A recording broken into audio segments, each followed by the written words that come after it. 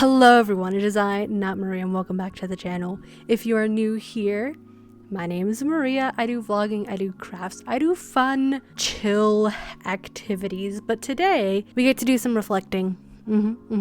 It is December 26th, and I think it's about time that we talk about our 2024 vision board. Woo! If you're unaware, last year I made this lovely vision board right in front of you. I know, take it all in, because this year's gonna be better. 2024 definitely had its ups and its downs, but I can say with confidence that at this point I'm doing so much better than I was last year, and I only hope that it gets better from here. So without further ado, let's get into the 2024 review. Woo! We're gonna start with the vision board just because that is where my more general life goals are. I treat my vision board as like, this is what I generally want to do. I don't necessarily have an end date on it. I just want to get these done. And if it happens this year, great. If it doesn't, it's moving on to next year. And in fact, it's funny that I say that because 2024 was actually the first time that I made a vision board, just like ever. I watched a bunch of videos on it and I, really took the time to really think about 6 things that I wanted to get done. It kind of turned into a little bit more than that. There were just some things that kind of maybe got more specified in translation and manifestation. But the general vibes for this vision board were as follows. I want to make friends. I have lived here in New Mexico now for 3 years, and I had yet to make a single friend. I can report that I have made a single friend. And Max, I know that you're not watching this, but it has been just such a lovely time getting to meet you and just become your friend. So hi. So that's been good. So, maybe not friends with an S, but definitely friend singular I have done a good job at. And it's been really fun. We've gotten to do a lot of things. We've done a lot of hours in video games, just hanging out together. I've hung out with her Discord server. I don't think I ever shared with y'all some of the Discord server horrors I have witnessed, but maybe in another video if you guys are interested in. I can spill some tea over some Discord just not being the best place. But that's been going really well. We even went to like a local museum to meet some of her friends, and that was fun. And I'm really excited for what 2025 has. The second thing that I wanted to get done this year was go to therapy. Well, really should we go back to therapy? And I did that. But I kind of don't have the money to do that.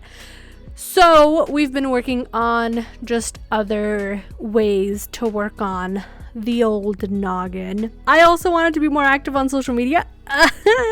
And by that, I mean, like, generally, I wanted to be more active on social media.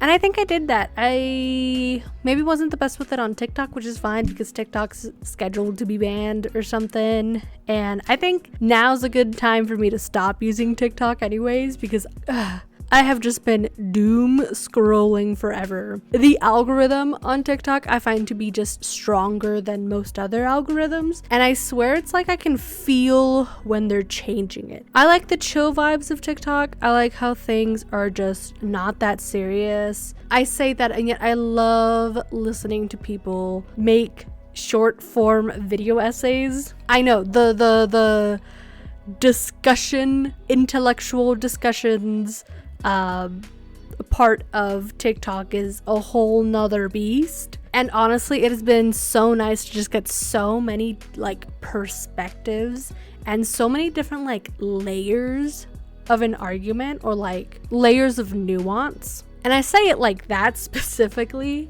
because this year I really realized that every conversation, or every person has a conversation at a different level of understanding and like depth and nuance and empathy, and the whole idea of like, ooh, where's the media literacy? Oh, there's a crisis. I don't think people have ever had media literacy. I'm going to be completely honest. I think that is something that has historically just been kind of like reserved for like the privileged class. And now that everyone of all levels of education and knowledge and background and all this other stuff can talk freely on the internet, I think that it's like very difficult to then like continue having discussions. Because like, man, my partner and I talk a lot about like all sorts of content, right? We'll go back and forth talking about like different internet drama and like different think pieces and video essays. And what we found is that a lot of people have conversations like a very surface level. This should be surface level, but like very surface level. But not a whole lot of people go deeper than that. Not that they necessarily have to, I guess.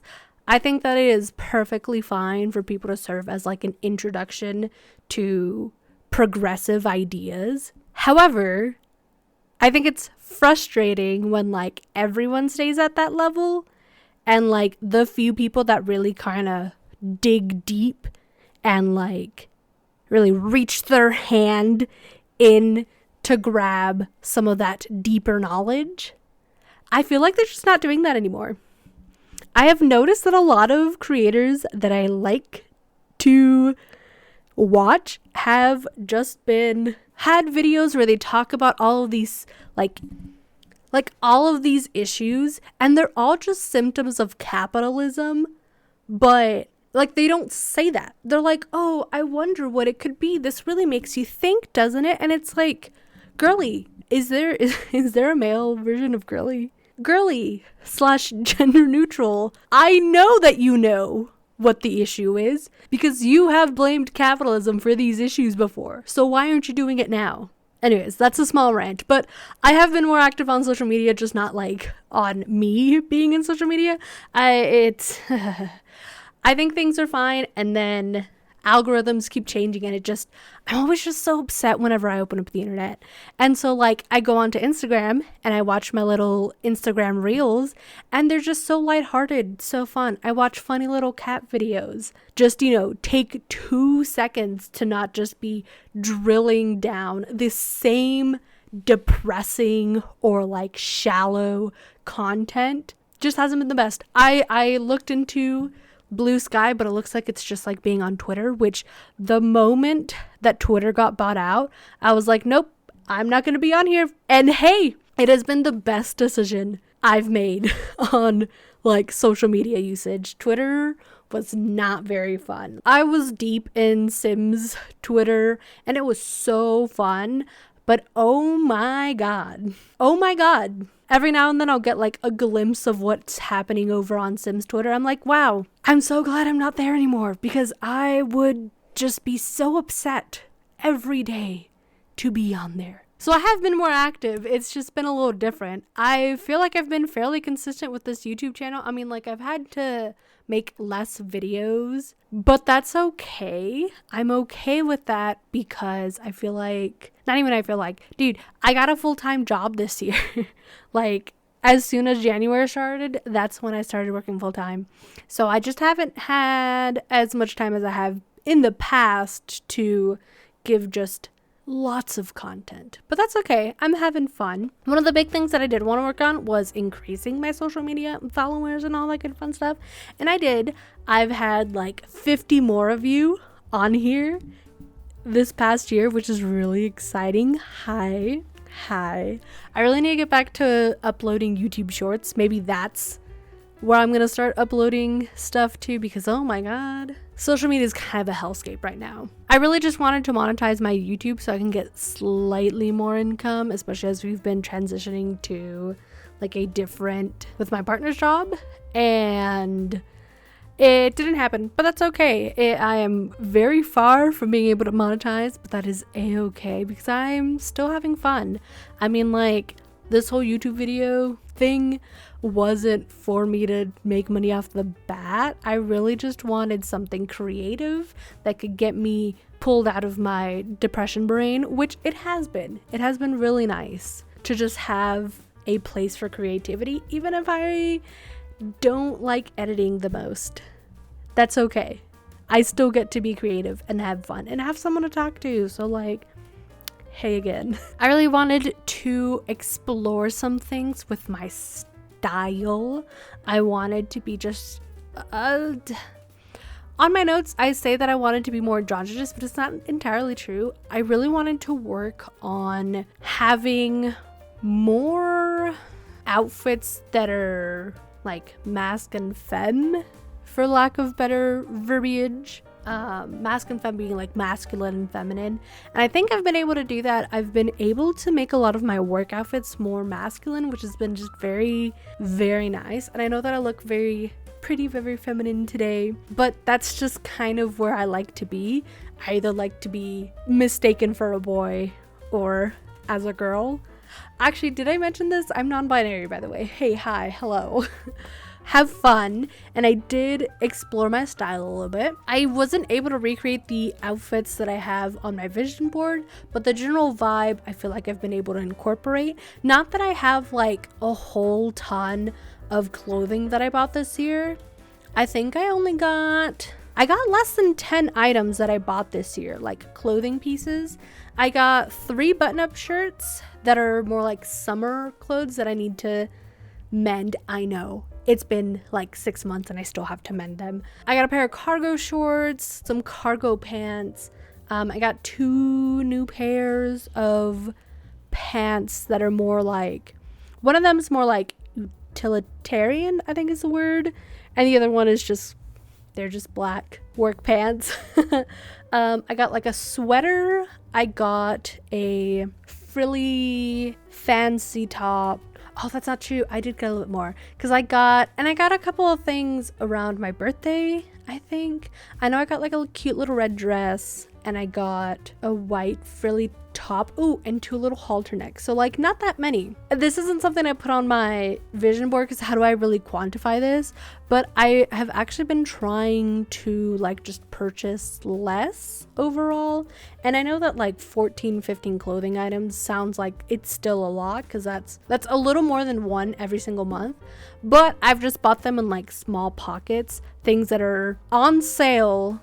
I think the only thing that I got like full price was like when I bought like my more masculine clothing pieces over the summer. You know, we're really working on it. I shouldn't need to buy anything.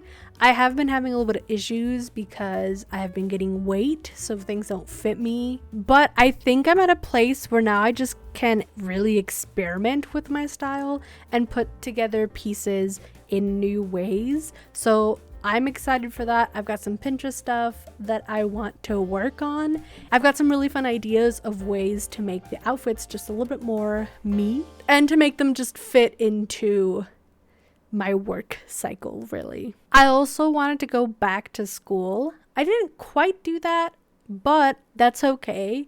I'm taking this professional development course that's going to take essentially an academic year. I started in October. I'll be done by June, I think. So that's close enough, right? Some extra academic stuff. I mean, it'll just get me a fancy certificate by the end of it, but hey, it was free to me and it's been fairly interesting. So like, hey, why not? So that's what happened with my vision board, but let's move on to the second thing that I wanted to talk about, which is my 24 in 2024.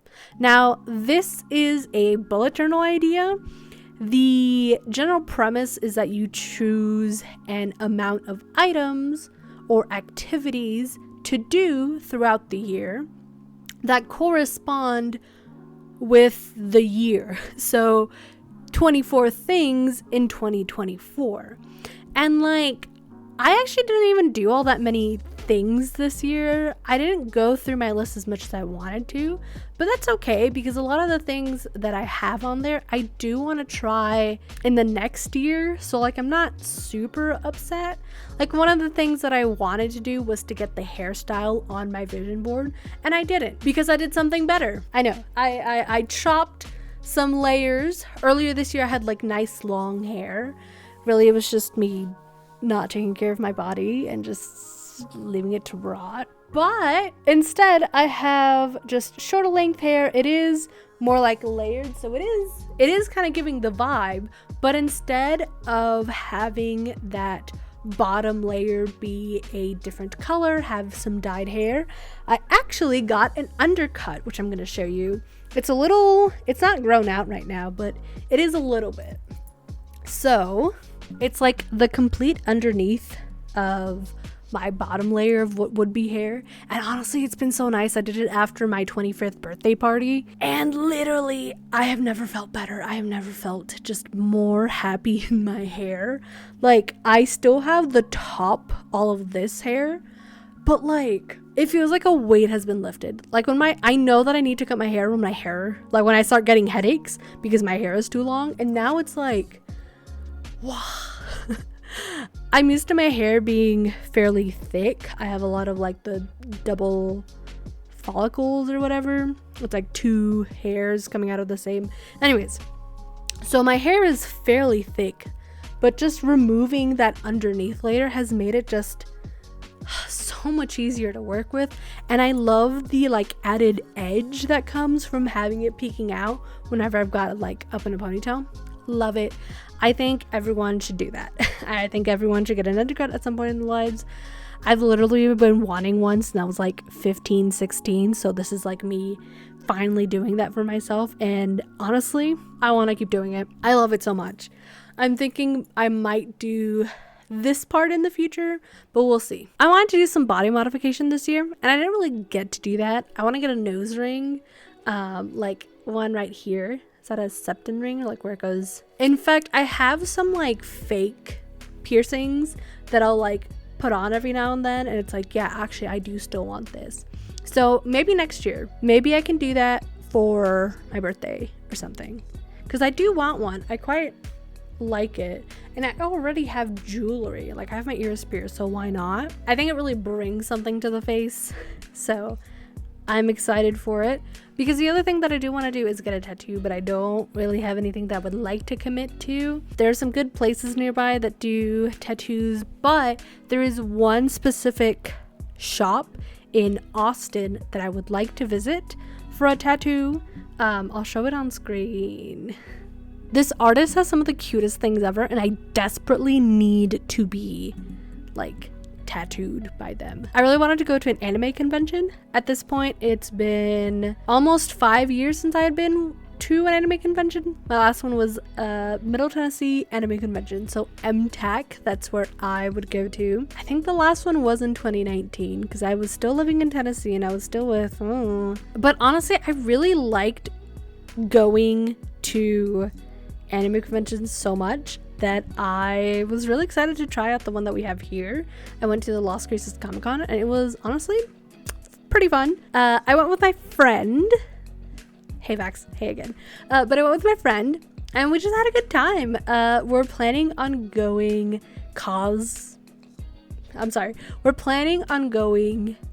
in cosplay next year as well, so I'm really freaking excited to get my hands on more cosplay this year. I'm literally so excited. I think it's gonna be so much fun. Yeah, I don't think there's really much to say in the 24 things.